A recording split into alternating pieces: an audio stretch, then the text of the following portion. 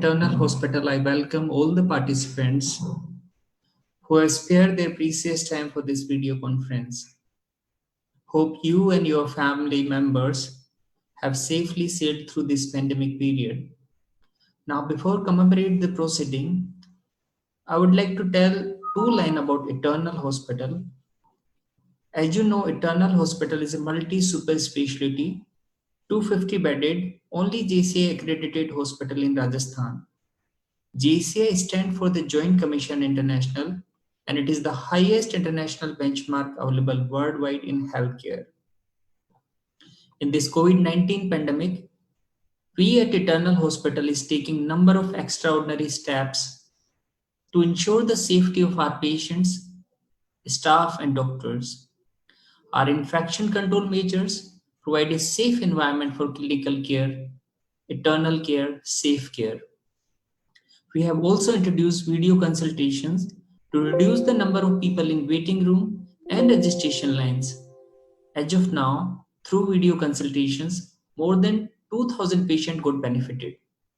With all the safety measures, we are fully functional now, and please be assured that our patients will receive safe, high quality, compassionate care from the extraordinary healthcare team of Eternal Hospital. जैसा मैंने बताया, eternal hospital बहुआयामी सेवाएं दे रहा है और JCI से मान्यता प्राप्त हॉस्पिटल है। जेसीआई विश्व स्तरीय बेहतरीन सुविधाओं के लिए गुणवत्ता का मानक है। आज सभी लोग कोरोना महामारी से प्रभावित है और इस बीमारी ने दूसरी स्वास्थ्य सेवाओं को भी बहुत प्रभावित किया है। जिन्हें दूसरी बीमारियां हैं वो अपनी बीमारियों को भूलकर सिर्फ इस बीमारी पर ध्यान लगाए हुए हैं, सिर्फ इसकी जानकारी पे ध्यान लगाए हुए हैं। लेकिन इस बीमारी से बचाव रखना अच्छी बात है, लेकिन आपकी दूसरी बीमारियों के प्रति सजग रहना भी बहुत जरूरी है, ताकि अगर वायरस का इन्फेक्शन अगर आपकी बॉडी में आया है तो वो आपको ज्यादा बीमार ना करे, आपको कुछ और प्रॉब्लम ना हो। इसलिए हमारी जो दूसरी बीमारियां हैं उनका ट्रीटमेंट जरूर लेना है, ताकि हम लोग ज्यादा बीमार ना पड़े। आज की इस वेबिनार में मैं वेलकम करना चाहूंगा सबसे पहले नवयुग थिंक इंडिया फाउंडेशन से डॉक्टर मयंक तिवारी साहब का, साथ में मिस्टर लोकेश शर्मा, मिस्टर दिनकर सारस्वत साहब, डॉक्टर रघुवेंद्र परिहार साहब एंड डॉक्टर शशांक। आप सभी लोगों का स्वागत है इस वेबिनार में, और इस वेबिनार को अच्छा बनाने के लिए जो आपने योगदान दिया उसके लिए इटर्नल परिवार आपका आभारी है। हमारे इस वेबिनार को ऑर्गेनाइज करवाने के लिए को फाउंडर हैं Disha foundation, Das group of institution, Lok Kalyan भूमि समिति, समीक्षा एनजीओ, समर्पित समाज सेवा संस्थान, पारस फाउंडेशन, सक्षम संस्थान एंड साथी फाउंडेशन। आज की इस वेबिनार में हमारे साथ में दो सीनियर डॉक्टर्स हैं, सीनियर स्पीकर्स हैं। मैं उनको इंट्रोड्यूस करना चाहूंगा। फर्स्ट स्पीकर हैं डॉक्टर स्वाति नायक, जो इटर्नल हॉस्पिटल में consultant urology and renal transplant surgery विभाग में कार्यरत हैं, जिन्होंने अपना एमबीबीएस गोवा मेडिकल कॉलेज से किया है, एमएस जनरल सर्जरी भी उन्होंने गोवा मेडिकल कॉलेज से किया है, डीएनबी उन्होंने नेशनल बोर्ड ऑफ एग्जामिनेशन से किया है, और उसके बाद में MCh from Institute of Nephrology Urology Bangalore से किया है। She is working as a consultant, as I shared with you, urology and renal transplant surgery in Eternal Hospital. She is having expertise in endourology, female urology and renal transplant. So I welcome Dr. Swati Nayak. पहले हम लोग presentation doctor Swati नायक madam की सुनेंगे, और उसके बाद में doctor Tripti Dadhich ma'am जो है वो आपको जानकारी देंगे गायनेकोलॉजिकल प्रॉब्लम से related. Doctor Tripti Dadhich ma'am को भी मैं इंट्रोड्यूस करना चाहूंगा। She is a senior consultant obs and gynae and infertility with Eternal Hospital, जिन्होंने एमएस एंड एमबीबीएस किया है। उनका वर्क एक्सपीरियंस काफी, उन्होंने बेस्ट हॉस्पिटल्स जो इंडिया में है उनके साथ में काम किया है। उनकी एक्सपर्टीज है infertility, high risk obs cases and laparoscopic gynaecology. So दोनों सीनियर डॉक्टर्स को मैं धन्यवाद देना चाहूंगा आज की इस वेबिनार में जुड़ने के लिए। और आप सब लोगों को रिक्वेस्ट करूंगा कि आप अपना माइक म्यूट कंडीशन पे रखें। अपने सवाल आप नीचे कमेंट सेक्शन में पूछ सकते हैं और प्रेजेंटेशन के बाद में आपके सवाल हम लोग लेंगे। मैं रिक्वेस्ट करूंगा अब डॉक्टर स्वाति को कि वो अपना माइक अनम्यूट कंडीशन पे कर लें और अपना प्रेजेंटेशन को स्टार्ट कर सकते हैं। Over to doctor Swati. Very good afternoon to every one of you. Thank you, Nitesh ji, for such a nice introduction. So, I would also like to welcome all of you to this talk, and it's nice to see कि हमारे साथ बहुत सारे लोग जुड़े हुए हैं, and you're interested in knowing about common problems so that you can save yourself. अपना बचाव करने के लिए जानकारी हासिल करना चाह रहे हो. So let us start. I hope you can see the slides. Okay. Yes, ma'am. Okay. So आज का जो टॉपिक मैंने चूज किया है वो है kidney stones myths and facts, because आजकल की यूरोलॉजी प्रैक्टिस में I am seeing that we earlier used to see kidney stones mainly in middle age population, more common in men. Okay, these were the group where stones were more common. But with the change in lifestyle, with the change in the way we are seeing younger children also, older age group also, equal number of women also coming with stones. और बहुत सारे patients asymptomatic होते हैं, kidney stones का report उनको किसी और problem के अल्ट्रासाउंड टेस्ट करने में दिख जाता है। तो बहुत बार हमारे मन में बहुत सारी शंकाएं उठती हैं, बहुत सारे डाउट्स उठते हैं कि क्या हमें हर स्टोन के लिए ट्रीटमेंट कराना है, क्या सब में स्टोन्स बन जाते हैं। तो I thought let us have a clarification on this topic. Before we start with the topic, मैं ब्रीफली आपको बताना चाहूंगी कि हमारे दो किडनीज होती हैं, एक तो राइट एंड लेफ्ट, सबको पता है, दो गुर्दे हैं जहाँ यूरिन बनता है।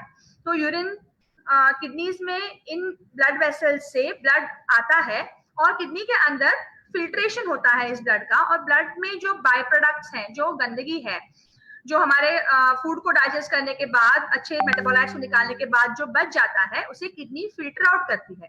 फिल्टर आउट करके वो यूरिन बनाती है जिसमें पानी मेजर कॉन्स्टेंट होता है, उसके साथ सारे अलग अलग तरह के सॉल्ट्स होते हैं। तो जब तक कि ये सॉल्ट्स एक लेवल तक है तब तक ठीक है। मैं बताऊंगी आगे कि कैसे ये स्टोन्स में तब फॉर्म बंद कर सकते हैं। तो मोस्ट कॉमन या फ्रीक्वेंट डाउट्स जो which have been asked by patients या माय फ्रेंड्स या कलीग्स है कि ये what is a urinary stone और कैल्कुलस, ये क्या है? क्या ये नॉर्मल पतली जो रास्ते पे जो स्टोन्स मिलते हैं बिल्कुल वैसी है, या इसमें कोई अलग फाइंडिंग्स हैं? किस चीज की बनी हुई है? What is it made of? मुझे कैसे पता चलेगा कि मुझे स्टोन हुआ है कि नहीं? How do I know that I have a stone? और अगर मुझे स्टोन मिल जाता है अल्ट्रासाउंड रिपोर्ट पे किसी जब किसी और काम रीजन के लिए करा है, तो when should I visit urologist? Moment I see a stone मुझे यूरोलॉजिस्ट के पास जाना है। How is it treated? क्या इसका इलाज सिर्फ सर्जरी है या मेडिकल मैनेजमेंट से हो सकता है, या what are the combined medical treatment available to us? And एक बार अगर मुझे मेरी पथरी बन गई तो क्या ये वापस रिकर होने के चांसेस हैं, बार बार आने के चांसेस है कि नहीं है? एंड सबसे important, how can I prevent it? मैं अपने आप को इससे कैसे बचाऊं? तो first I have taken it down in the form of myths and facts because making it more interesting. Most common myth जो पीपल मानते हैं कि drinking milk causes kidney stones. सब आके बोलेंगे हमने दूध बंद कर दिया है, मिल्क प्रोडक्ट्स बंद कर दिए हैं, हमें बिल्कुल नहीं ले रहे हैं, कैल्शियम नहीं ले रहे हैं। ये गलत धारणा है। Drinking milk does not cause kidney stones. Stones, हाँ, स्टोन्स कैल्शियम के बने होते हैं, measure of them, most of them contain calcium. Calcium oxalate हो गया, कैल्शियम अमोनियम फॉस्फेट हो गया। लेकिन इसका मतलब ये नहीं है कि हम दूध पीना बंद कर देंगे तो हमें स्टोन्स नहीं बनेंगे, या हम दूध और दूध के प्रोडक्ट्स को ज्यादा लेंगे तो हमें स्टोन्स बनेंगे। On the contrary, a person who has stones, जिसके स्टोन्स बने हैं, उसको प्रिवेंट करने के लिए वी एडवाइज कि आप हमेशा दिन में 1 से 2 ग्लास मिल्क या मिल्क प्रोडक्ट को कंज्यूम करें। It is very important that we consume. If we don't consume milk or milk products, the chance of developing stones become more higher. The other stones will develop more commonly. ठीक है, क्योंकि oxalate जो होता है, जो पत्तेदार सब्जियों में मिलता है, वो हम जब लेते हैं चाय में, कॉफी में, ग्रीन टी में, लीफी वेजिटेबल्स में, जो ऑक्सलेट है, ये अगर कैल्शियम के साथ जो हम पीते हैं, तो वो बाइंड होके वो एब्जॉर्ब नहीं होता, तो वो स्टोन्स कम बनाता है। अगर हम नहीं पीते हैं दूध या दूध के प्रोडक्ट्स तो ये ऑक्सीडेट एब्जॉर्ब हो जाएगा और हमारे हड्डियों से कैल्शियम निकलेगा और ये कंबाइन होके यूरिनरी स्टोन्स बना सकते हैं। Okay, so a person with or without kidney stones, milk and milk products को avoid नहीं करना है। So what is the thing then? Most common problem that mistake a person does is decreasing fluid intake। जब हम पानी कम पीते हैं, जब हम इनफ क्वांटिटी में अपने आप को हाइड्रेट नहीं करते पानी पी के, that is the time when there is a high chance of developing kidney stones. Similarly, excessive protein intake, red meat, okay, excessive protein intake, excessive salt intake, table salt is a big culprit, बहुत बड़ा culprit है table salt। तो table salt को घटाएं, protein को intake को अगर excessive है तो घटाएं, that is more important. Sedentary lifestyle and obesity, अब कोरोना के चलते हुए most of us are again back into sedentary lifestyle, again prone to obesity, तो we have to keep a check on this. Metabolic causes, अगर किसी के family में stones हैं, किसी के पास्ट में स्टोन्स बने हुए हैं, तो in that we require more checkups, otherwise we don't require. So this is the second myth that all stones are made of calcium. So हम सोचते हैं दूध पीने से बन जाएंगे, सारे स्टोन्स कैल्शियम के होते हैं। नहीं, सारे स्टोन्स कैल्शियम के नहीं होते। Kidney stones are made of different minerals and salts. तो ये कौन से सॉल्ट्स हैं और ये क्यों बनते हैं? यू मस्ट हैव सीन कि अगर हम एक ग्लास पानी में नमक को घोल के बाहर रख दे या नमक वाला पानी जमीन पे गिर जाए, फर्श पे गिर जाए, तो पानी इवेपोरेट हो जाएगा सॉल्ट के, है ना? बिल्कुल वही तरह उसी तरह का फिजियोलॉजिकल प्रोसेस होता है किडनीज के अंदर। तो ये क्या हो जाता है, व्हाट हैपेंस इज दैट जब यूरिन कॉन्सेंट्रेट बन जाता है, यूरिन में पानी की मात्रा कम हो जाती है और सॉल्ट्स की मात्रा ज्यादा हो जाती है, तो ये सॉल्ट्स डेपोजिट हो जाते हैं स्टोन्स बन के, they sit down in the kidneys and become stones. Okay, तो what are the contents in the stone? Just hold on a minute, some technical error हो रहा है, हम just sort कर रहे हैं।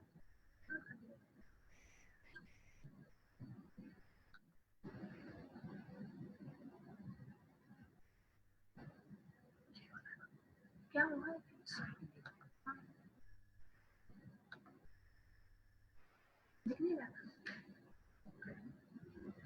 सॉरी मनीष, ये आगे नहीं जा रहा, अभी फॉरवर्ड नहीं हो रहा।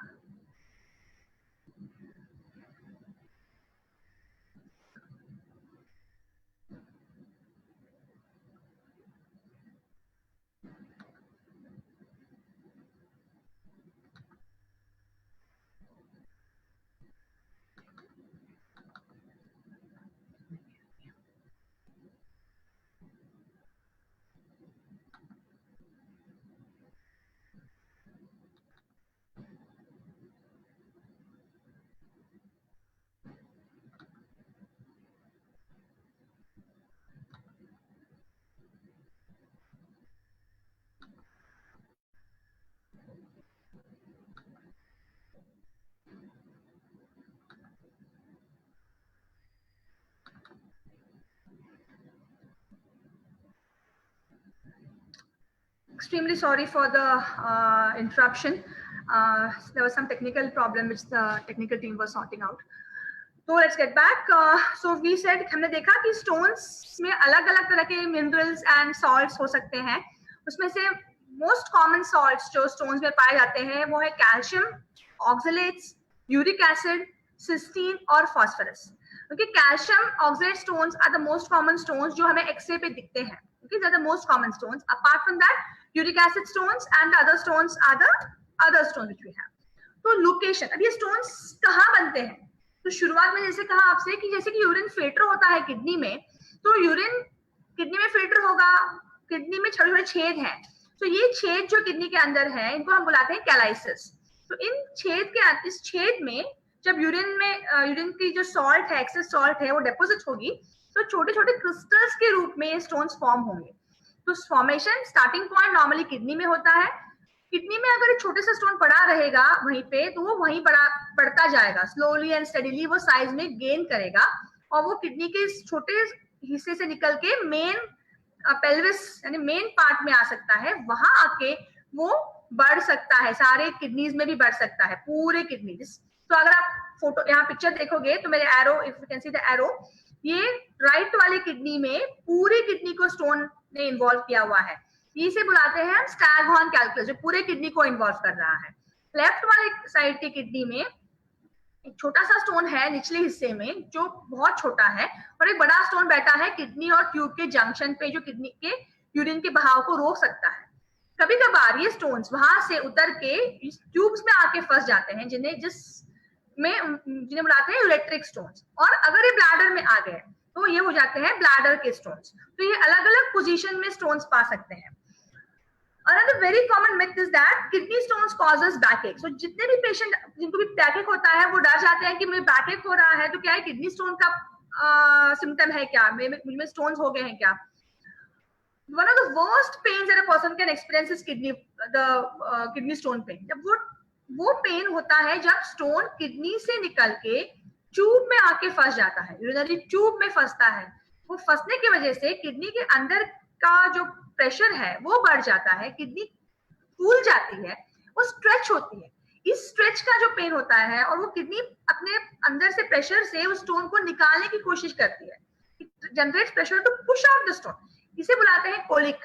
तो ये पेन सबसे वर्स्ट पेन है, almost equal to be compared to a labour pain. तो extreme pain starting in the back, पीछे साइड में स्टार्ट होके पेट के आगे की तरफ बढ़ना और एक वेव की तरह आना, severe pain, probably some relief और बढ़ना, एंड साथ में एसोसिएटेड नॉजिया, वॉमिटिंग, क्योंकि ये है common symptoms of acute urinary colic, okay, urinary renal colic. This dull aching back pain may not be a sign of kidney stone. जो stones kidney में पड़े हुए हैं, जो किडनी के अंदर बैठे हुए हैं, स्मॉल हो या बिग हो, they may not cause any complaints. So हो सकता है कि कोई भी पेन ना हो, बिल्कुल ही पेन ना हो, ठीक है। और all back pains are not necessarily kidney stone pains. They can be musculoskeletal, related to the joints, related to the muscle. अगर आपने कुछ heavy work कर लिया, weight उठा लिया, उसके related हो सकते हैं।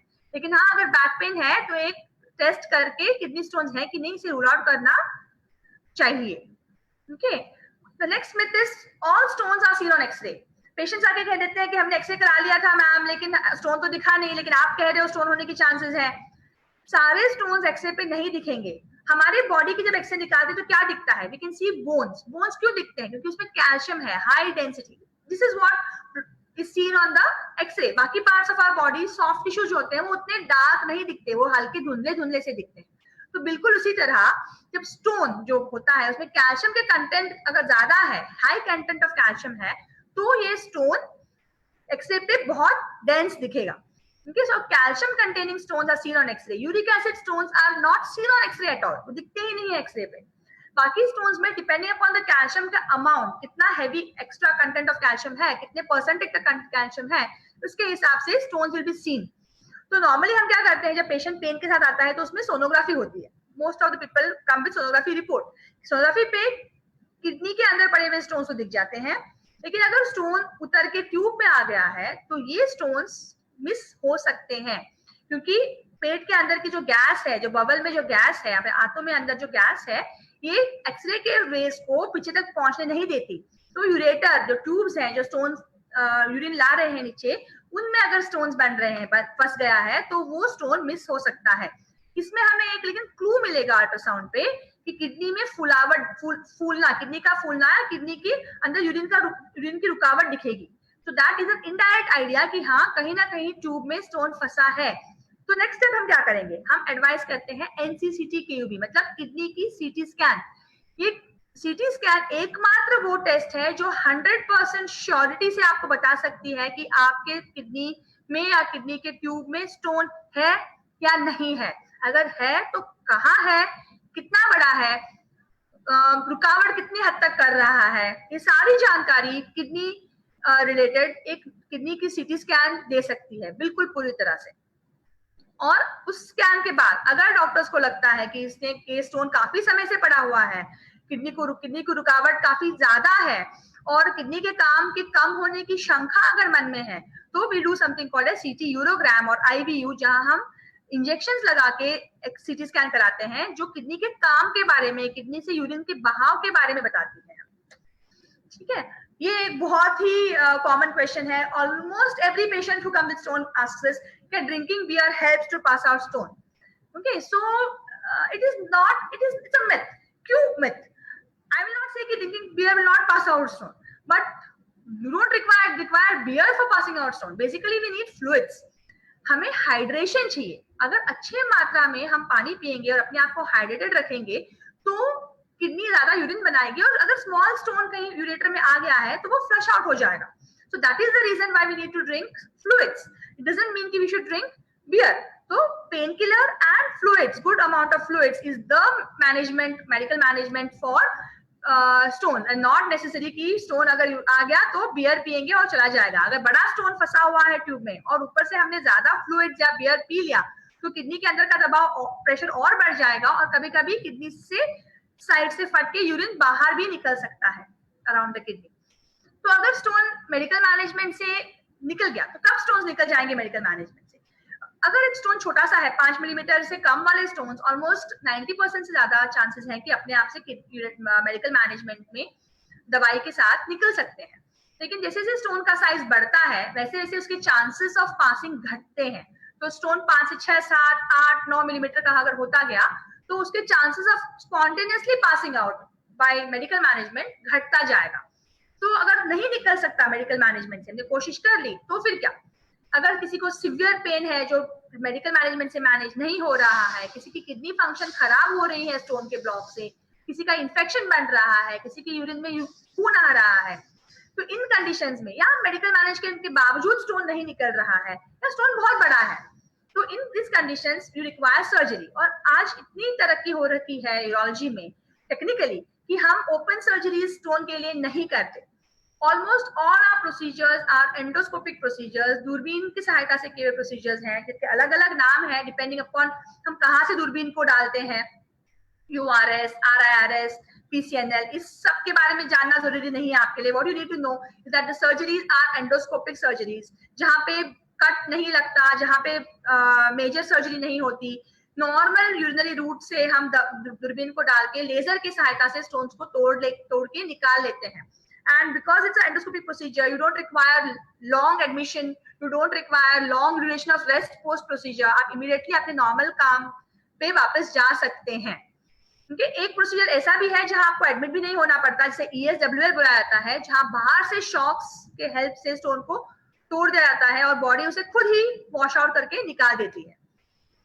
वेरी रेयरली जब लार्ज बड़े स्टोन्स अगर एंडोस्कोपिक मैनेजमेंट के लिए नहीं है, पेशेंट ने मिस कर दिया, बहुत साल तक नहीं आए, तो फिर लैप्रोस्कोपी की या ओपन सर्जरी की जरूरत पड़ सकती है, which is become a very rare thing now. ये है दूरबीन, just to show you how it looks. This is ureteroscope. ये 25 सेंटीमीटर यूरिनरी ट्यूब जो अपनी है वो 25 सेंटीमीटर लॉन्ग है यूरेटर, उसके ऊपर तक की जाके यूरिनरी ट्यूब में देख के स्टोन्स को तोड़ने में मदद कर सकती है. जैसे आप दिखा है किडनी, ये स्टोन फंसा है यूरेटर के अंदर, तो हम दूरबीन से इसको तोड़ सकते हैं.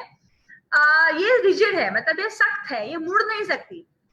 यूरेटर की बेंड्स के हिसाब से ये मुड़ नहीं सकती, तो ये किडनी तक नहीं पहुंच सकती, किडनी के अंदर नहीं काम कर सकती. किडनी के अंदर काफी सारे छेद दिख रहे हैं आपको यहाँ, तो ये किडनी के अंदर नहीं काम कर सकती. तो उसके लिए we require something called as a flexible ureteroscope, जो किडनीज के अंदर जाके मुड़ के हर एक छेद के अंदर देख सकती है, यूं ऊपर साइड में, every hole it can look into, every calyx it can look into, और वहां से स्टोन्स को हम बास्केट से उठा के बीच में लाके लेजर से कंप्लीटली पाउडर करके क्लियर कर सकते हैं. So coming to prevention and recurrence, so like I told you, एक बार अगर पथरी बन जाए तो almost 10 to 20% चांस है कि आपकी पथरी वापस बन जाएगी अगले 5 या 10 साल के अंदर. तो प्रिवेंशन बहुत इंपॉर्टेंट रोल प्ले करता है as a person who has already got 1 kidney stone. तो drink enough water, keep yourself well hydrated, especially Rajasthan में, यहाँ पे जहाँ इतनी गर्मी है, इतनी ड्राई वेदर है कि जितना भी पानी पियो you tend to lose water, urine becomes गाढ़ा बन जाता है, कॉन्स्टेंट बन जाता है. तो मेक श्योर कि यूरिन जब भी पास करें, जब भी आप पेशाब करें, तो वो डाइल्यूट हो, साफ हो, व्हाइट हो. पेल येलो हो सकता है but not dark yellow, never. Limit table salt intake. Table salt is a big culprit. वो साथ में कैल्शियम को ले लेता है अपने और स्टोन्स बनाता है यूरिन में. सो टेबल सॉल्ट को अननेसेसरी इंक्रीज ना करें. नॉर्मल रूटीन खाने वाला सॉल्ट इज ओके. नमकीन चीजें, किसी में स्टोन है तो नमकीन कम करें. एक्स्ट्रा नमकीन, पापड़, पिकल, ये नमकीन चीजों को हम कम करें. कैल्शियम रिच फूड को हम लें, खाना चाहिए कैल्शियम रिच फूड, लेकिन ऑक्सलेट रिच फूड को रिड्यूस करें. जैसे कि टी, कॉफी, ग्रीन टी, पालक, इन सब में ऑक्सलेट्स बहुत कंटेंट में है. ग्रीन लीफ वेजिटेबल्स, बीज, टमाटर के बीज, अमरूद के बीज, बैंगन के बीज, इनको अवॉइड करें. चाय पी रहे हो तो दूध डाल के पिए, काली चाय ना पिए. Black T has got more oxalates. दूध डालते ही ऑक्सलेट्स, कैल्शियम बाइंड होता है और it is a good thing. Avoid soda and carbonated drinks. But very important, remember, नींबू पानी इज वंडरफुल थिंग. दिन में 1 ग्लास नींबू पानी पीने की आदत डालोगे तो बहुत अच्छा है. नींबू पानी contains citrate, that is a very good preventive thing for stone formation को कम करता है. लिमिट ऑक्सलेट रिच फूड मैंने बताया आपको. लिमिट रेड मीट कंटेन्स, जब वो मेटाबॉलाइज होता है तो यूरिक एसिड बनाता है, and uric acid stones red meat के कंजम्पशन से बन सकते हैं. जिनमें रेड मीट कंजम्पशन ज्यादा हो, यूरिक एसिड स्टोन्स बन सकते हैं. व्हाइट मीट या fish is not problem, but red meat is a problem. तो अगर ज्यादा बहुत सारा प्रोटीन ले रहे हैं, कोई जिम जा रहा है, बहुत प्रोटीन शेक्स पी रहे हैं, तो make sure you keep yourself well hydrated. The key message to take home is keep yourself well hydrated. Make sure कि आप अच्छे से पानी पियो. Keep yourself well hydrated. अगर small stones आपके सोलर लाइफ में कभी दिख गए तो पानी पीने से ही वो निकल सकते हैं, जब तक वो आपको प्रॉब्लम नहीं कर रहे हैं. तो if you find a report कि आपको कोई बोले कि स्टोन है, तो don't get panicked. यूरोलॉजिस्ट से कंसल्ट करिए and get treatment early stages before the stone becomes big and leads to problems. Thank you.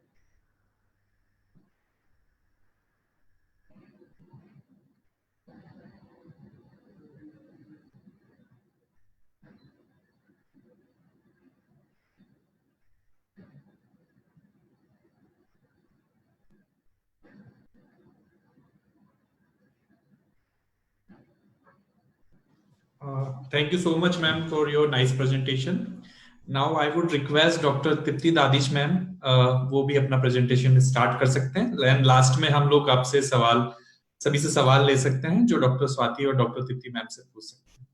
Thank you.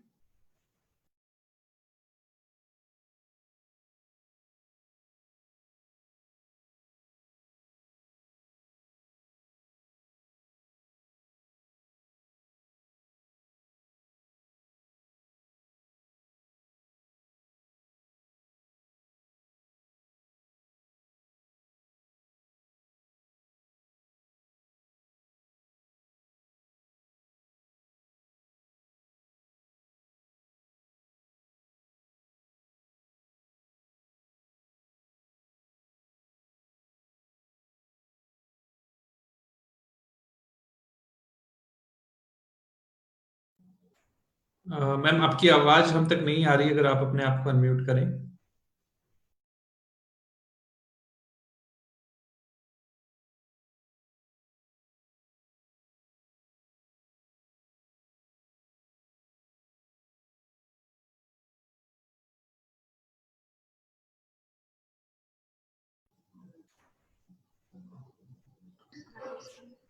Ji ma'am, अब आप ऑडिएबल हैं.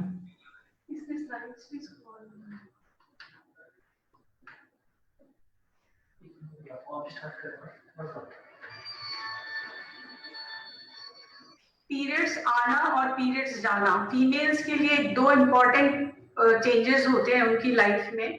यूजली पीरियड्स आने की उम्र 10 से 11 साल की होती है, और जब पीरियड जाता है उसकी उम्र होती है 40 से, एवरेज एज जो होती है वो 40 से 45 साल की होती है. पीरियड्स जाना एक ग्रेजुअल प्रोसेस होता है, ये एक सडन प्रोसेस नहीं होता, वो एक ग्रेजुअल प्रोसेस होता है. उसको अपन 3 स्टेजेस में बांट सकते हैं: pre menopause, menopause and post menopause.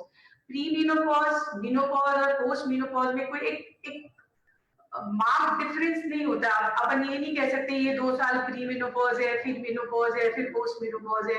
ये ग्रेजुअल प्रोसेस होता है जो 4 से 10 साल तक चलता है. प्री मेनोपॉज का जो मेन पीरियड होता है प्री मेनोपॉज, वो होता है 4 से 10 साल चलता है प्री मेनोपॉज.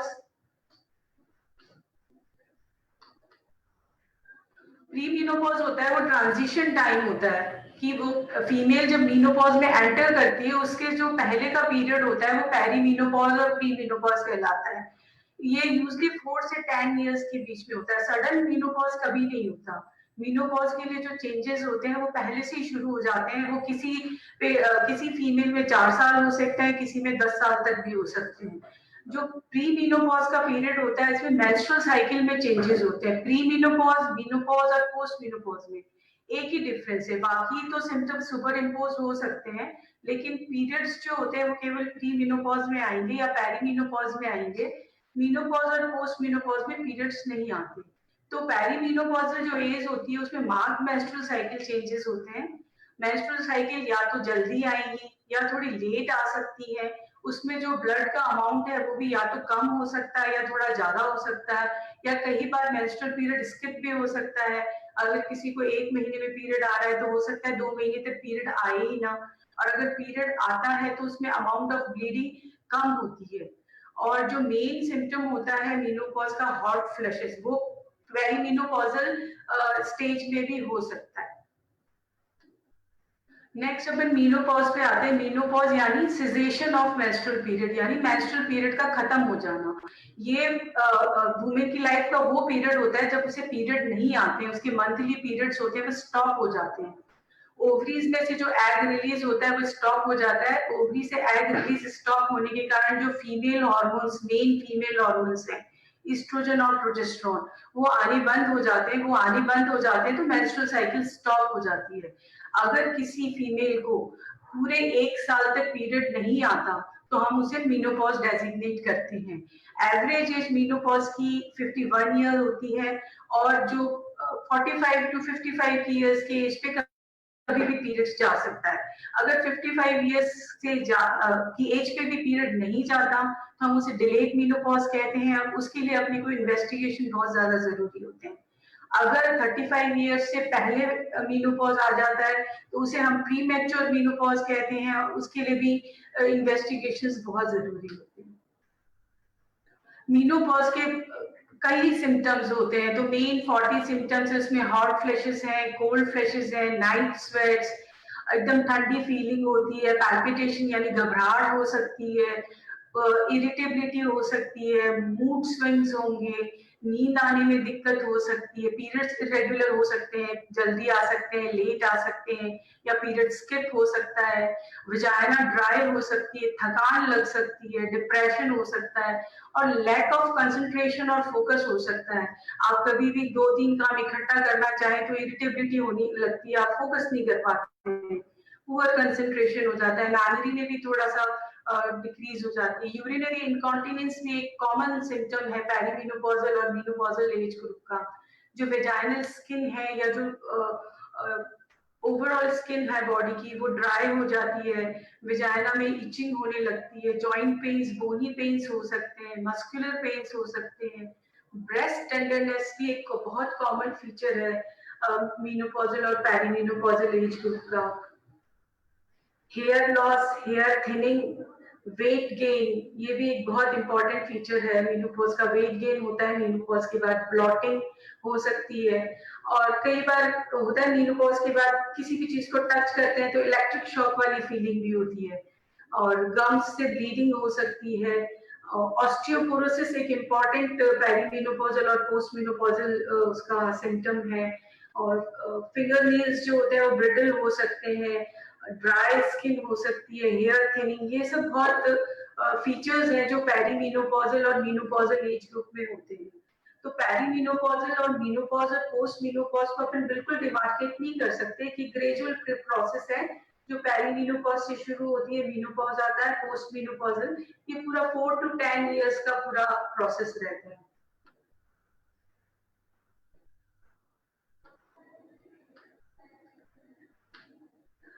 हॉट फ्लैशेस जो होते हैं वो पेरीमेनोपॉजल और मेनोपॉजल एज ग्रुप की फीमेल्स का एक कॉमन सिम्टम होता है। उसमें सडन सेंसेशन होता है कि आपको सडनली हीट लगती है अपर पार्ट ऑफ बॉडी पे, फेस पे, नेक पे, चेस्ट पे। 1 से 5 मिनट के लिए रहता है, दिन में कई बार हो सकता है, बट यूजली नाइट में होता है। और ये सडन हीट सेंसेशन के बाद में एकदम स्वेटिंग होती है जिसे हम नाइट स्वेट्स कहते हैं। पर्सपिरेशन हो सकती है, कोल्ड एक्सट्रीमिटीज हो सकती है, फ्लशिंग हो सकती है, उस वक्त घबराहट भी हो सकती है।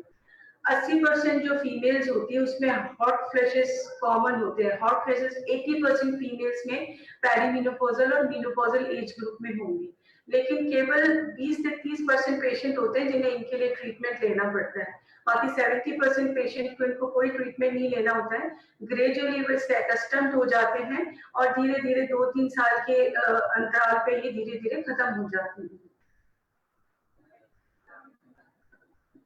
स्लीप डिस्टर्बेंसेस भी काफी कॉमन है। ये हो सकता है कि आपको नाइट स्वेट्स होते हैं, रात में फ्लशेस आते हैं, उस वजह से भी हो सकते हैं। और डिप्रेशन और एंजाइटी जो बहुत कॉमन है पेरी और पोस्ट मेनोपॉजल एज ग्रुप में बिकॉज ऑफ हार्मोनल चेंजेस, तो स्लीप डिस्टर्बेंसेस काफी कॉमन है। और कई बार स्लीप एपनिया के कारण भी स्लीप डिसऑर्डर्स होते हैं। रेस्टलेस लेग सिंड्रोम होता है, उसके कारण भी स्लीप डिसऑर्डर्स होते हैं। बहुत कॉमन सिम्टम है vaginal symptom, vaginal dryness, vaginal atrophy, itching, क्योंकि जो वेजाइना की लाइनिंग होती है और यूरेथ्रा की जो लाइनिंग होती है वो ईस्ट्रोजन डिपेंडेंट होती है और मेनोपॉज में ईस्ट्रोजन खत्म हो जाता है, तो जो वेजाइना और यूरेथ्रा की लाइनिंग होती है वो थिन हो जाती है। उसकी लाइनिंग के थिन होने के कारण रिकरेंट यूरिनरी इन्फेक्शन और वेजाइनल इन्फेक्शन होते हैं और इचिंग होती है। दूसरी चीज है कि वेजाइना की जो इलास्टिसिटी है वो भी कम हो जाती है ईस्ट्रोजन प्रोजेस्टेरोन की डेफिशिएंसी के कारण, और इलास्टिसिटी कम होने के कारण वेजाइना की शॉर्टनिंग और नैरोइंग हो जाती है और बहुत फ्रेजाइल हो जाती है। इस वजह से भी रिकरेंट वेजाइनल इन्फेक्शन होते हैं और डिस्पैरिनिया होता है। और सबक्यूटेनियस फैट होता है जो पेरिनियल रीजन का, वो भी कम हो जाता है, तो वो नैरोइंग करता है इंट्रोइटस की, उसकी ओपनिंग की, वेजाइनल ओपनिंग की नैरोइंग करता है और पेनफुल इंटरकोर्स को हो सकता है इससे।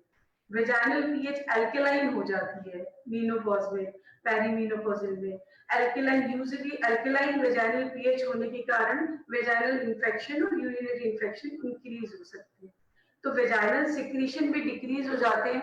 वेजाइनल सिक्रीशन के डिक्रीज होने के कारण पेनफुल इंटरकोर्स हो सकता है और अर्ली मेनोपॉज में लुब्रिकेशन डिक्रीज हो जाता है, उससे भी पेनफुल इंटरकोर्स हो सकता है।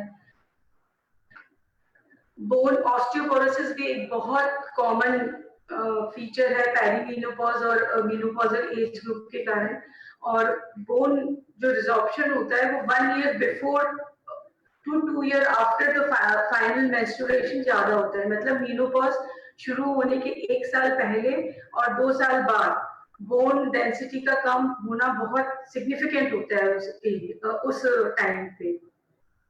तो रूटीन स्क्रीनिंग होनी चाहिए मेनोपॉजल वुमेन्स की बोन डेंसिटी के लिए, और अगर जरा भी प्रॉब्लम उनको लगती है तो ट्रीटमेंट इमीडिएटली शुरू होना चाहिए, क्योंकि अगर सीवियर ऑस्टियोपोरोसिस हो जाता है तो फ्रैक्चर होने के चांसेस बहुत ज्यादा कॉमन होते हैं। तो जो स्क्रीनिंग होती है वो रूटीन स्क्रीनिंग होनी चाहिए न्यूली मेनोपॉजल वुमेन की, और ट्रीटमेंट स्टार्ट होना चाहिए 2 साल में, वापस स्कैनिंग होनी चाहिए, और एज 65 इयर्स पे तो 15 इयर्स के इंटरवल पे स्कैनिंग होनी चाहिए। अगर ट्रीटमेंट अपन स्टार्ट कर देते तो रिपीट स्कैन जो होता है बोन डेंसिटी का वो 2 साल के अंदर होना चाहिए। कार्डियोवैस्कुलर चेंजेस भी आते हैं। ईस्ट्रोजन एक प्रोटेक्टिव हार्मोन होता है हार्ट के लिए।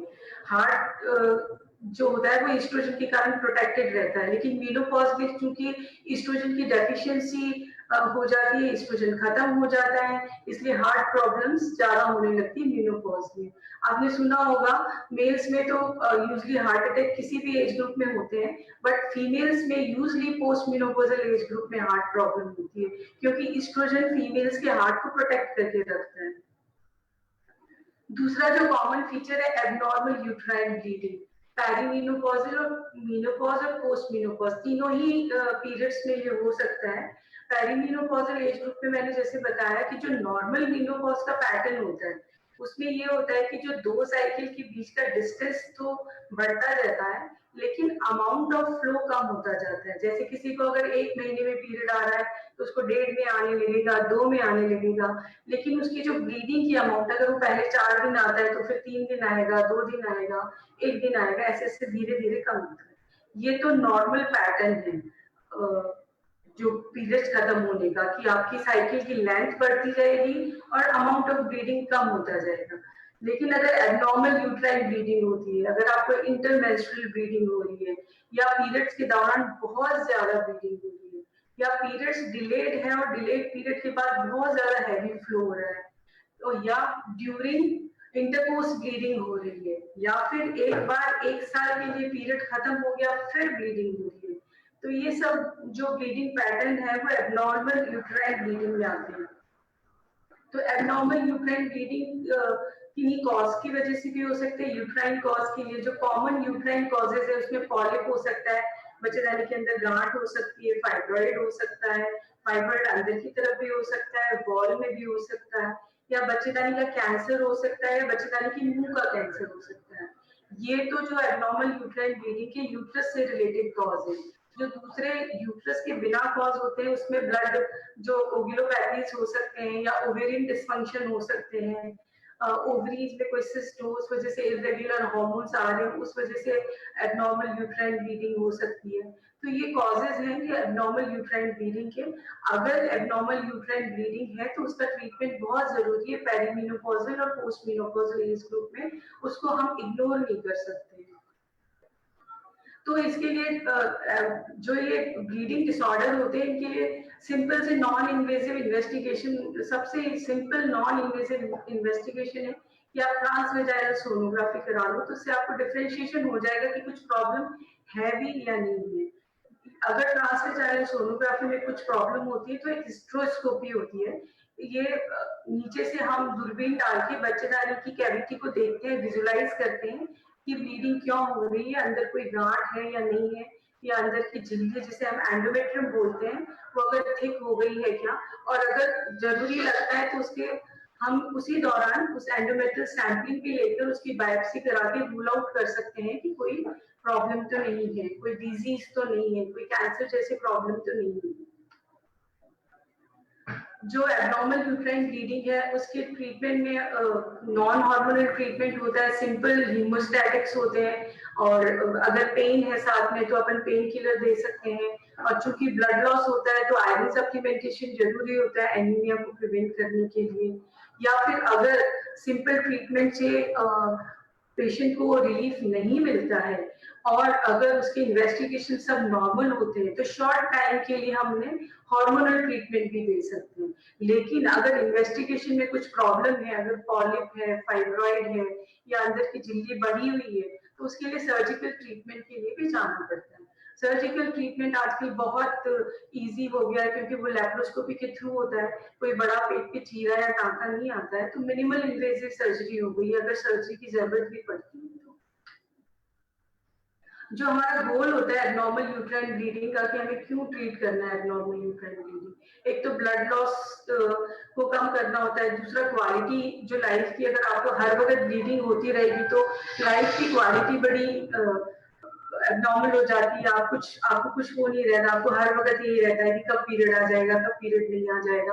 आपकी लाइफस्टाइल को हेल्दी रखने के लिए, रीअश्योरेंस के लिए, इन सब चीजों के लिए अगर आपको एबनॉर्मल यूट्राइन ब्लीडिंग है तो आपको कंसल्ट करके इन्वेस्टिगेट करके ट्रीटमेंट जरूर शुरू करना चाहिए।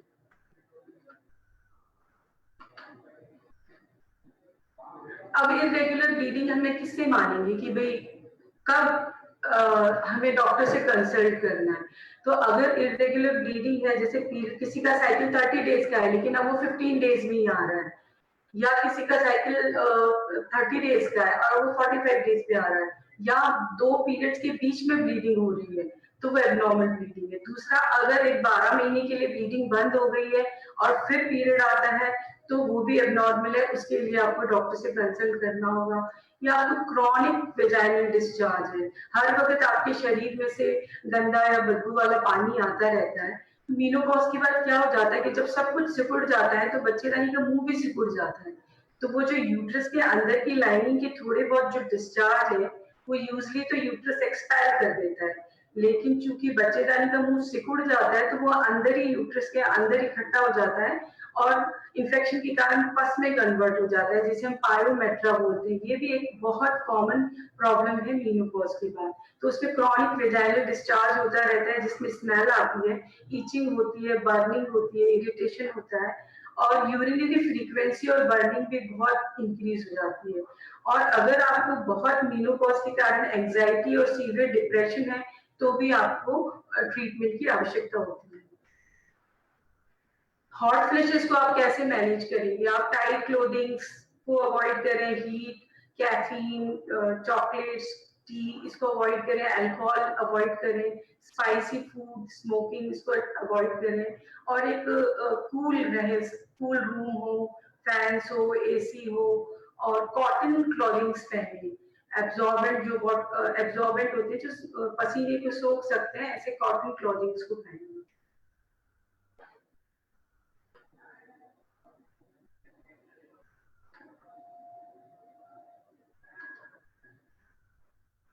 विजाइनल ड्राइनेस के लिए, सेक्सुअल प्रॉब्लम्स के लिए आप लुब्रिकेंट्स यूज कर सकते हैं।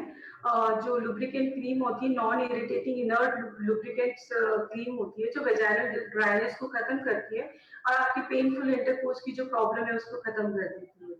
अगर बहुत ज्यादा प्रॉब्लम है, एक टर्म होता है सेनाइल वेजिनाइटिस, जिसमें कि ईस्ट्रोजन की डेफिशिएंसी के कारण सीवियर वेजिनाइटिस हो जाती है, अंदर की एट्रोफी बहुत ज्यादा हो जाती है, तो उसमें हमें हार्मोनल क्रीम की भी आवश्यकता पड़ सकती है। तो वो भी हम कभी कभी ईस्ट्रोजन क्रीम एप्लीकेशन भी करना पड़ता है।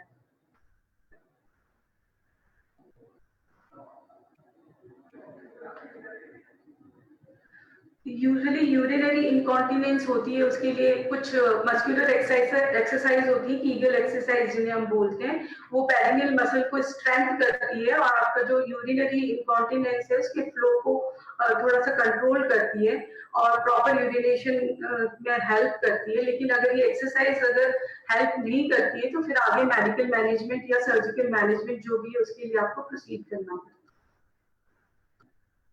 वेजाइनल ड्राइनेस के लिए जो होता है उसमें यूजुअली आप है ना, जो ये फेमिनाइन हाइजीनिक स्प्रेज जो आते हैं, लोशन या सोप या, उनको रेगुलरली यूज नहीं करना चाहिए, क्योंकि रेगुलर यूज वो करने से जो गुड बैक्टीरिया है वेजाइना के वो डिस्ट्रॉय हो जाते हैं और रिकरेंट वेजिनाइटिस और रिकरेंट यूरिनरी इन्फेक्शन के चांसेस रहते हैं। तो ये हाइजीनिक स्प्रेज को बहुत रेगुलर यूज नहीं करना चाहिए।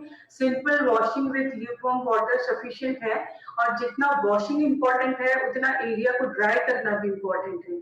अगर आप वॉश कर लेंगे, उसे ड्राई नहीं करेंगे तो गीलेपन के कारण फंगल इन्फेक्शन रहेगा और आपकी प्रॉब्लम और ज्यादा बढ़ जाएगी।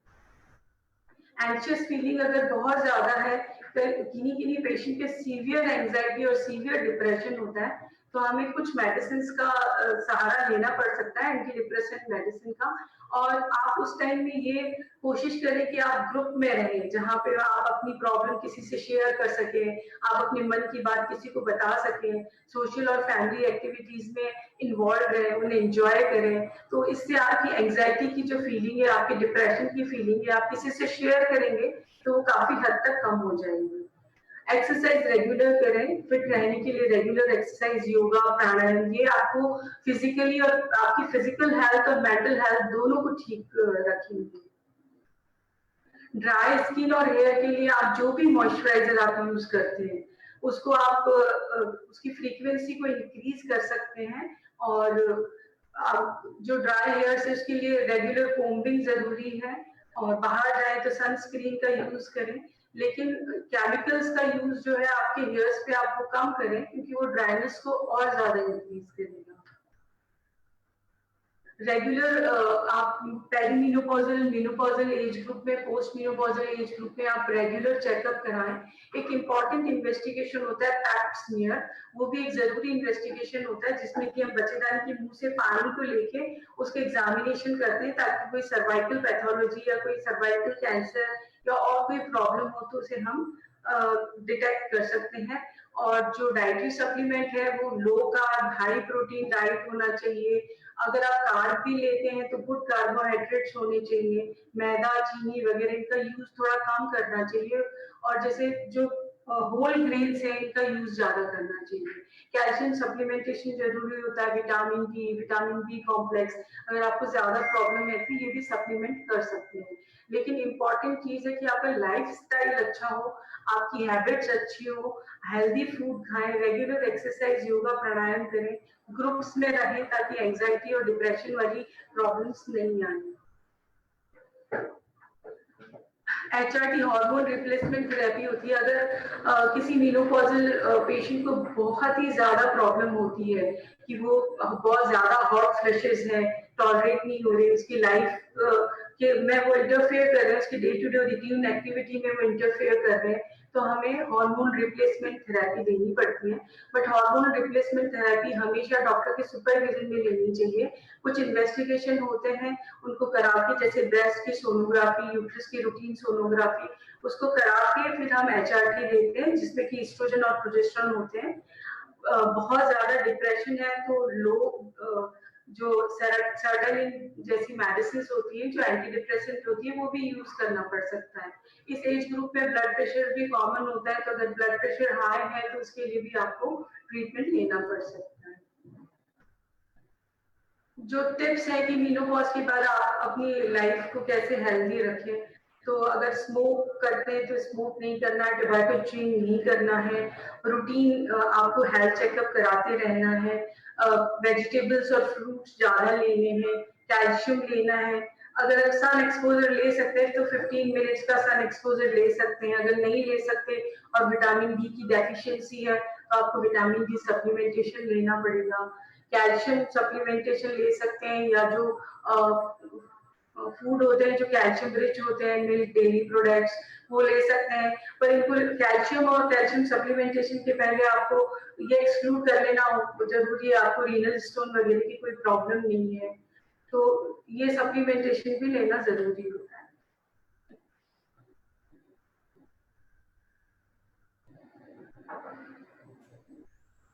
Thank you so much ma'am. Now I would request all participant, जो भी अगर आपके कोई डाउट्स हैं जो हमारे दोनों एक्सपर्ट से आप पूछना चाहते हैं, तो कृपया कमेंट बॉक्स के अंदर अपने सवाल को पूछ सकते हैं।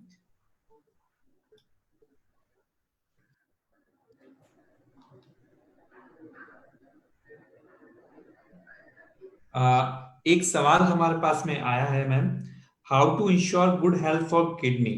मिस समिता सिंह है जयपुर से, जिन्होंने ये सवाल हमसे पूछा है। स्वाति मैम, मैं आपसे रिक्वेस्ट करूंगा अगर इसका आप जवाब देना चाहें ma'am.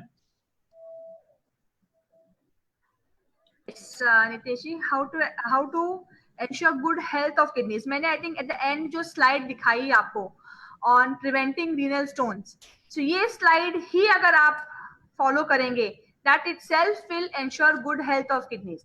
But along with that, along with the food habits, very important है कि we make sure that we check our blood pressure regularly. Middle age के बाद, 40s के बाद, अगर आपके बीपी का चेक रूटीनली होना चाहिए। शुगर अगर आपको है, या अगर आप डायबिटिक फैमिली हिस्ट्री है तो शुगर चेक कराएं। मेक श्योर कि अगर आपकी शुगर, अगर आपकी डायबिटिक शुगर, अगर आपकी शुगर हाई मिलती है या आपको ट्रीटमेंट चल रहा है, तो keep it under good control, because BP and sugar are two most common causes of causing kidney problems in our country. जितने पेशेंट हमारे पास CKD के साथ, किडनी फेलियर के साथ आते हैं, उसमें most common causes are blood pressure and diabetic. So if you keep your sugar under well control, keep your blood pressure under good control, exercise regularly, drink good amount of water, maintain good hydration, food जो मैंने advise किया वो वाला food, keep maintaining those kind of foods. This is very important for maintaining good kidney health. Apart from that, अगर आप कोई भी medical कोई tablets ले रहे हैं पेन के लिए, because as we grow older, pain के tablets हम बहुत बार without medical consultation just over the counter ले लेते हैं पेन टैबलेट्स, तो ये आदत बहुत बुरी है. Long term utilization of pain killer tablets can damage our kidneys. तो इन टैबलेट्स को डॉक्टर की सलाह से लें. अगर एक आध कभी ले लिया तो डिफरेंट बात है, या पैरासिटामोल ले लिया बुखार के लिए, अलग बात है, लेकिन chronic consumption of tablets is not good.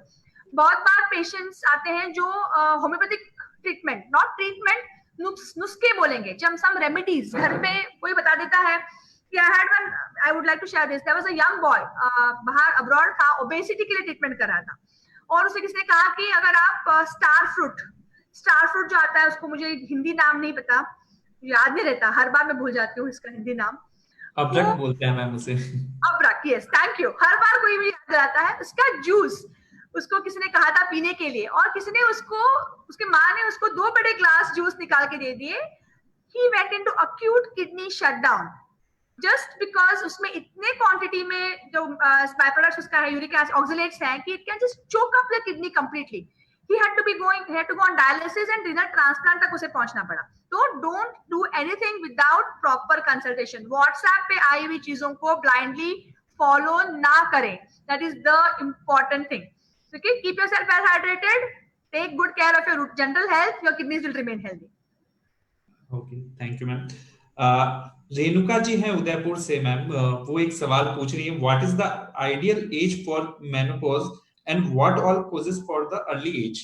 Doctor Tripti ma'am, अगर आप इसका जवाब देना चाहें। मैंने जैसे बताया कि एवरेज एज जो मेनोपॉज की है 45 से 50 इयर्स के बीच में है, लेकिन अगर किसी को 35 इयर्स के पहले मेनोपॉज हो जाता है तो वो प्री मैच्योर मेनोपॉज कहलाता है। तो उसके लिए इन्वेस्टिगेशन जरूरी है, क्योंकि ओवरीज एग बनाना क्यों कम कर रही है? कोई ओवरीज की डिजीज तो नहीं है जिस वजह से ओवरीज ने एग बनाना बंद कर दिया है। ऊपर से हार्मोन्स आना बंद हो गए, पिट्यूटरी से एफएसएच नहीं आ रहे, इसलिए हार्मोन्स प्रोड्यूस नहीं हो रहे। और अगर 52 से 55 इयर्स तक की एज पे भी पीरियड्स नहीं जाते हैं तो वो डिलेड मेनोपॉज। तो अगर प्री मेच्योर मेनोपॉज है और कोई स्पॉन्टेनियस प्री मेच्योर मेनोपॉज है और उसमें कोई कॉज नहीं है, कहीं कोई कॉज नहीं निकलता, ये नेचुरल है, तो फिर उन लोगों को अपना जो सप्लीमेंटेशन है, या तो वो सारी इन्वेस्टिगेशन करा के एचआरटी ले सकते हैं, क्योंकि 35 इयर्स की एज बहुत कम होती है हार्मोनल इम्बैलेंस के लिए, तो वो एचआरटी भी ले सकती है। और उनको कोई अपना डाइट का, रेगुलर एक्सरसाइज, स्किन और हेयर, इन सब के लिए सप्लीमेंटेशन लेना पड़ेगा। कैल्शियम सप्लीमेंटेशन बोन के लिए लेना पड़ेगा, क्योंकि अगर प्री मैच्योर मेनोपॉज है तो बोन्स भी बहुत ज्यादा अफेक्ट होंगी।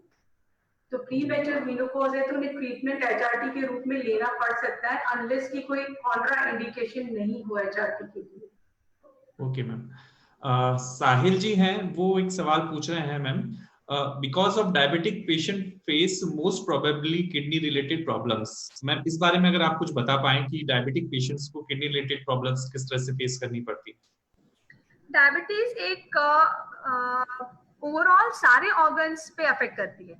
ब्लड शुगर जब हाई होते हैं तो वो सॉर्बिटॉल बढ़ाते हैं, and they affect every part of our body, eyes से लेके ब्लड वेसल से लेके हार्ट के blood vessels, kidneys, peripheral nerves, everything gets affected. Muscles are affected because we utilize नहीं कर पा रहे हैं शुगर को। So our body, although there's an excess, it's a starvation in excess. Sugar बहुत है ब्लड में, लेकिन बॉडी नहीं यूटिलाइज कर पा रही है। तो डायबिटिक, बहुत बार मैं देखती हूँ पेशेंट्स क्या बोलेंगे, मुझे मेडिसिन नहीं लेनी है, मैं एक्सरसाइज से मैनेज कर लूंगा, डाइट कंट्रोल से मैनेज कर लूंगा। लेकिन आप क्या कर रहे हो? आप अपनी बॉडी को कम फूड दे रहे हो। आप अगर मेडिसिन टाइम पे लोगे, अगर आपको एडवाइस किया गया है मेडिसिन लेने के लिए, अगर आप उसको टाइम पे लोगे तो your body is getting required nutrition utilised. तो sugar control, strict sugar control, not just fasting sugar. बहुत बार ऐसे होता है कि फास्टिंग शुगर नॉर्मल आ जाती है, लेकिन ओवर द डे अगर हम देखते हैं बीच में रैंडम करके या खाना खाने के बाद वो बढ़ी रहती है। तो यूग्लाइसीमिया मतलब strict sugar control very important, one. Second, diabetic person kidneys affect करेगा जब वो शुगर हाई हो जाएगी, and it goes and affects the angiopathy, blood vessels जो किडनीज के हैं उनको वो अफेक्ट करेगी। तो you have to regularly monitor your kidney function. Kidney के फंक्शन टेस्ट को, क्रिएटिनिन को रेगुलरली मॉनिटर करना चाहिए। यूरिन टेस्ट को चेक करके देखना चाहिए कि यूरिन में कहीं प्रोटीन्स तो नहीं निकल रहे हैं। या early signs of kidneys getting affected by diabetes. तो अगर आपके यूरिन में प्रोटीन्स दिख रहे हैं, आपकी क्रिएटिनिन हल्की से बढ़ रही है, शुगर कंट्रोल नहीं रह रही है, तो you should consult a nephrologist and get timely treatment for this. Okay, so this is the very important thing, क्योंकि अगर एक बार किडनीज फेल हो गई, then you cannot reverse what has happened to the kidneys. उसको हम revert नहीं कर सकते, हम सिर्फ उसको प्रिवेंट कर सकते हैं या स्टेबलाइज करके रख सकते हैं, रिवर्ट नहीं कर सकते। एक भावना सिंह जी हैं, वो कुछ एक सवाल पूछना चाह रही हैं मैम। मैं भावना जी आपको अनम्यूट कर रहा हूँ, आप चाहें तो मैम से डायरेक्ट सवाल पूछ सकते हैं। Yeah, I just want to ask related to urinary colic pain, sir. Actually, I observed it twice, and I just want to ask, when I went to my doctor, and the doctor advised me to go for ultrasound actually. I'm talking about urinary colic pain, sir. At that time, my doctors told me that actually in ultrasound the crystals are not clear, but he advised me that it is the tendency of your body to make calcium oxalate. So I want to ask that is this true, or is this the possibility that calcium oxalate will form automatically in our body also? So see, calcium oxalates don't form. It's not like it's a tendency or when we say about tendency, there are some people who have metabolic abnormality, metabolic disorders of calcium metabolism. Calcium जो है normally हम जो खाते हैं खाने में से absorb होता है, विटामिन डी उसको कैल्सिट्रॉल हेल्प करती है उसके एब्जॉर्प्शन में, उसके एब्जॉर्ब होने के बाद बॉडी उसको यूटिलाइज करती है, बोन्स में डालती है, और जो एक्सेस कैल्शियम रहता है जो यूटिलाइज नहीं होता, जो जरूरी नहीं है, वो फिल्टर होता है किडनी से और किडनी उसे किडनी में यूरिन में निकाल देती है. तो अगर हमारा एब्जॉर्प्शन ज्यादा है, ओवर एब्जॉर्प्शन ऑफ कैल्शियम एक हो गया. सेकेंड, अंडर यूटिलाइजेशन, बोन्स में नहीं जा रहा है, विटामिन डी की कमतरता है तो बोन्स में विटामिन कैल्शियम का डेपोजिट नहीं हो रहा है. या फिर हमारे बॉडी में एक ग्लैंड है गले में, इसको पैराथायरॉयड ग्लैंड बुलाते हैं, थायराइड के बगल वाला, तो वो कैल्शियम को बोन से निकालता है, it removes calcium from the bone. तो ब्लड में कैल्शियम लेवल्स बढ़ जाते हैं तो वो फिल्टर होके किडनी यूरिन में आ जाते हैं. तो when we say tendency towards forming calcium oxide stones, we have to rule out all this. So it is a long process. First time किसी को स्टोन अगर बनता है तो हम उसे टेंडेंसी नहीं बुलाएंगे. रिकरेंट स्टोन फॉर्मर, जिसको एक बार के बाद वापस स्टोन बन गया, या मल्टीपल स्टोन्स, आपकी किडनी में बहुत सारे अगर स्टोन्स मिल गए फर्स्ट टाइम में ही, या बहुत यंग एज में स्टोन्स मिल गए, तो वी सस्पेक्ट सम हेरिडिटरी और मेटाबॉलिक कॉजेज फॉर स्टोन, जिनमें हम 24 आवर यूरिन की जांच करेंगे, आपके ब्लड लेवल्स ऑफ कैल्शियम देखेंगे, पैथ हार्मोन देखेंगे, और उसके बाद ही आपको एक मेटाबॉलिक स्टोन फॉर्मर के नाम से लेबल करेंगे. Okay, if you have any doubts, you can contact me. We can talk about it in person. Not in this forum. Person. Okay? Sure, ma'am. Sure. Thank you so much, ma'am. Thank you so much. So, one more small question is there from the other doctor regarding the gynae problem, sir. If you can, sir, please. This is the problem that I am suffering from sarcoidosis also, right? Is this can worse for menopause? Is this can affect my menopause also, because I am in such a stage. I am now at 44, so I think, and I am suffering from this sarcoidosis. Though by the God's grace, I am okay now. But sir, I would just want to ask, it will affect that my menopause also or not? No, there is no definite relationship between this disease and menopause. Yeah, ma'am. Because menopause, thank you so much. Related to from the brain and ovaries, so there is no access. There is no relation between menopause and your disease. Thank you so much.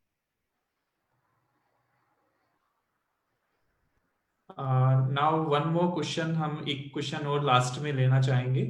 मैं साहिल जी को unmute कर रहा हूं. साहिल जी, आप अपना सवाल ma'am से पूछ सकते हैं.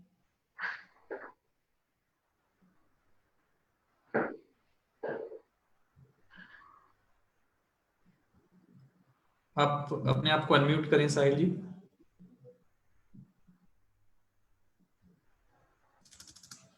हेलो जी, पूछे sir. Good morning ma'am. Hello जी, आप ऑडिबल हैं सर, आप अपना सवाल पूछ सकते हैं. पेशेंट्स होते हैं तो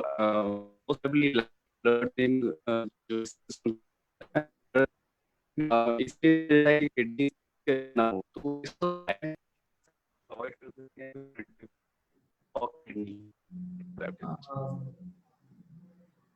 आई थिंक आपकी आवाज हम तक प्रॉपरली नहीं आ रही है सर. हम कोशिश करेंगे आपको दोबारा से एक बार. हेलो जी बताएं सर, अब आ रही है आपकी आवाज.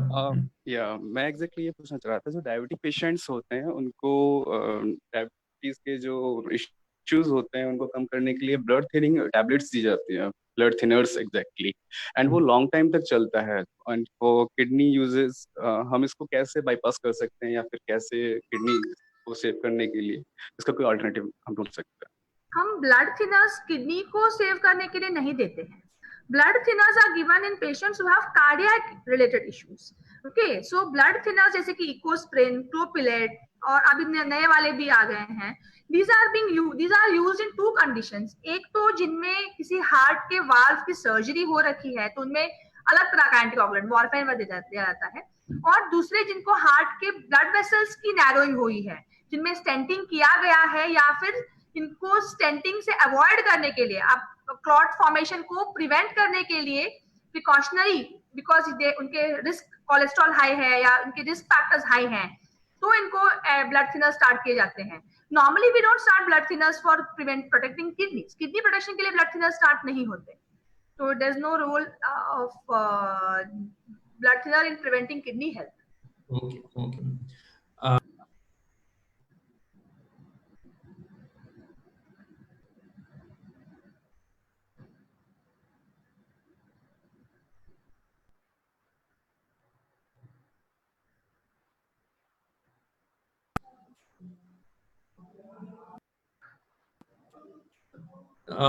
मैम आप आवाज आ रही है मेरी? यस नितेश जी आ रही है जी. एक तृप्ति मैम के लिए एक सवाल है ma'am. After menopause is there any probability of white discharge और some sticky discharge from vagina? इसके बारे में मैम अगर आप कुछ बताना चाहें. मेनोपॉज के बाद वाइट डिस्चार्ज, स्टिकी डिस्चार्ज हो सकता है, क्योंकि जैसा कि मैंने बताया कि जो वेजाइनल लाइनिंग होती है वो उसकी जो थिकनेस होती है वो एस्ट्रोजन डिपेंडेंट हो जाती है. तो एस्ट्रोजन की डेफिशिएंसी के कारण वेजाइनल लाइनिंग थिन हो जाती है, और थिन होने के कारण वो इन्फेक्शन के लिए काफी प्रोन होती है. तो फंगल इन्फेक्शन भी हो सकता है, बैक्टीरियल इन्फेक्शन भी हो सकता है. तो दोनों ही इन्फेक्शन के कारण वेजाइनल डिस्चार्ज हो सकता है. और दूसरा जो एक कॉमन कॉज है कंटिन्यूअस फाउल स्मेल, पस और वेजाइनल डिस्चार्ज का, जो भी मैंने पहले बताया था कि मेनोपॉज के बाद सर्वाइकल स्टेनोसिस हो जाता है. जो यूट्रस का मूव होता है, उसकी जो ओपनिंग होती है वो हार्मोन्स की कमी के कारण बंद हो जाती है. तो यूट्रस के अंदर के जो मिनिमल सिक्रीशंस होते हैं वो बाहर नहीं आ पाती, वो अंदर ही अंदर कलेक्ट हो जाती है. तो जब वो अंदर कलेक्ट हो जाती है तो वो कोई भी चीज कहीं पे कलेक्टेड रहेगी तो नेचुरली उसमें इन्फेक्शन होगा, और वो पस में कन्वर्ट हो जाती है, जिसे हम पायोमेट्रा कहते हैं. तो अगर आपको कंटिन्यूअस वेजाइनल डिस्चार्ज है, या फाउल स्मेल डिस्चार्ज है, ईचिंग है, या ब्लड स्टेन डिस्चार्ज है, तो एग्जामिनेशन करके उसका ट्रीटमेंट बहुत जरूरी होता है. Okay, thank you ma'am. काफी सवाल हमारे पास में अभी और आ रहे हैं, बट समय की अभावता के कारण हम अभी सभी सवाल को नहीं ले सकते. अभी हमने ऑनलाइन कंसल्टेशंस भी चालू किया है, जिसका लिंक हम आपके साथ में शेयर कर देंगे. आप चाहें तो अपने सवाल डायरेक्ट डॉक्टर से वहां पे भी पूछ सकते हैं. Now I would request miss Avdeep ma'am, अगर वो आज के सेशन के बारे में कुछ कहना चाहें. मैं आपको अनम्यूट कर रहा हूं मैम, आप अनम्यूट करके बोल सकते हैं please.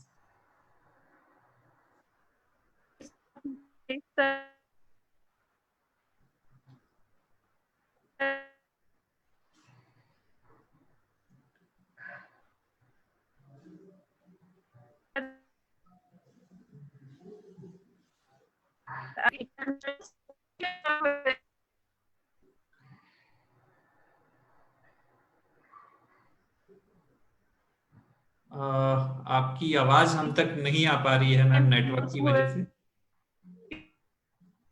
Am I audible? Now you are audible, ma'am. Okay, I think my phone was quite far from my mouth. That's why. I would like to thank everybody who are attending today's session, especially Eternal Hospital team, the doctors who are doing very hard job during this COVID time. Although every patient is suspicious, every person has to consider suspicious nowadays. So I would really thank Eternal team and as well as Navyuk team who has organized today's workshop and give us opportunity to listen so many good things which are really related to our day-to-day life. And we hope like we would be doing the same activity in coming days as well. Thank you so much, Nitesh sir. Thank you so much. Sure, ma'am. Now I would request Miss राहत Bano ma'am, अगर वो भी अगर आज के session के बारे में अपने व्यूज देना चाहें.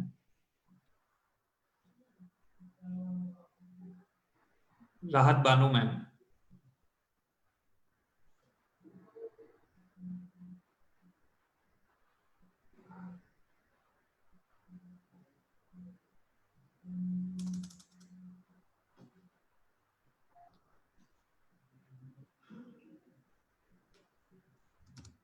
लगता है शायद मैम कनेक्ट नहीं हो पा रहे। एकता सिंह जी अयोध्या से जुड़े हुए हैं हमारे साथ में, अगर वो कुछ कहना चाहें आज के सेशन के बारे में। मैं आपको अनम्यूट कर रहा हूं, आप बोल सकते हैं मैम। आपके राइट हैंड साइड में मैम अनम्यूट का बटन है, प्लीज आप उसे अनम्यूट करें।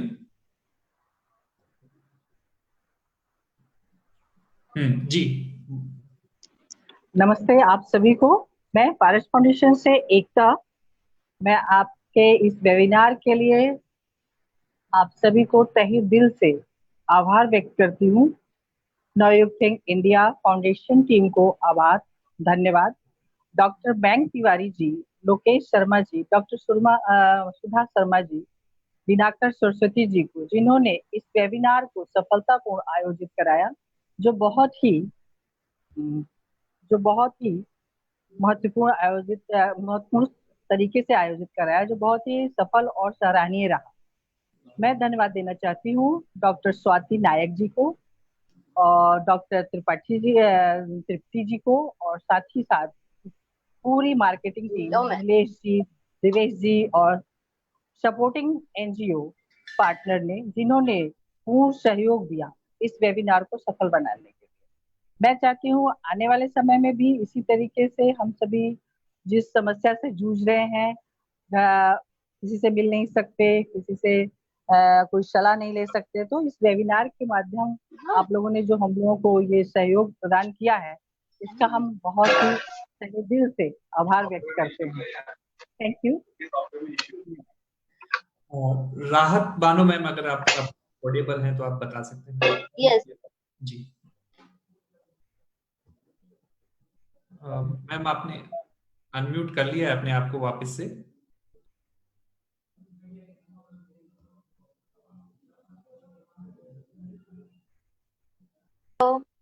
जी हेलो जी मैम, अब आप ऑडिबल हैं, प्लीज बोलिए मैम। थैंक यू नितेश जी। और मैं थैंक्स बोलना चाहूंगी ESCC हॉस्पिटल और उनकी एंटायर टीम को और मार्केटिंग टीम को, जिन्होंने इस तरीके का वेबिनार ऑर्गेनाइज किया। इस कोविड के टाइम में हम पेशेंट तक एक जनरल इंफॉर्मेशन पहुंचा पाए प्रिवेंशन के लिए। इसके लिए नवयुग फाउंडेशन के सपोर्ट के साथ में जो वेबिनार ऑर्गेनाइज हुआ है, that is a wonderful initiative. इसके साथ मैं थैंक्स बोलना चाहूंगी मिस्टर लोकेश जी का, डॉक्टर मयंक का, डॉक्टर सुधा मैम का, इसके अलावा मिस्टर दिनकर सारस्वत, जिन्होंने इस तरीके का कॉन्सेप्ट ऑर्गेनाइज करवाया। इसके अलावा डॉक्टर जो हमारे स्पीकर्स है, wonderful speakers, doctor Tripti and doctor Swati, उन्होंने बहुत अच्छी इंफॉर्मेशन दी। किडनी के लिए, किडनी स्टोन्स के लिए सभी को एक जनरल अवेयरनेस होती नहीं है, सब एक इस पे चलता है मिथ पे। तो ये मिथ बस्टर जो आपने सेशन लिया ma'am, that is a very wonderful session. मुझे जो समझ में आया उसके लिए हमें एक तो ओबेसिटी, वाटर इनटेक, इन चीजों का अगर हम ध्यान रखें और टेबल सॉल्ट का ज्यादा यूज ना करें, तो हम किडनी स्टोन को प्रिवेंट कर सकते हैं। I think prevention is better than cure. इसके अलावा मैम ने जो मेनोपॉज का सेशन लिया है, that is a wonderful session. उसके लिए उन्होंने जो बताया कि क्योंकि मेनोपॉज जो स्टेज होता है, वो स्टेज एक फीमेल के लिए बहुत ही इमोशनल स्टेज भी होता है, क्योंकि उसका एक बहुत बड़ा फेज होता है जो बहुत काफी दिन उसके साथ रहता है और वो उस वक्त खत्म होने वाला होता है। तो उस वक्त जो डॉक्टर्स का सपोर्ट होता है और उसके साथ साथ मेरा ये है कि जो फैमिली का सपोर्ट होना ये बहुत जरूरी है। तो thank you so much for the wonderful session both of you doctors. आपका प्रेजेंटेशन का तरीका बहुत ही अच्छा था मैम, बहुत अच्छे समझ में अंडरस्टैंडिंग था। Thank you all of you. Thank you so much ma'am. मैं सभी आप लोगों का धन्यवाद देता हूँ। इस कीमती समय में आपने अपना समय निकाला और सेशन को सफलतापूर्वक बनाने के लिए सहयोग किया। धन्यवाद। हम आज इस सेशन को यहीं पे समाप्त करते हैं। Thank you so much.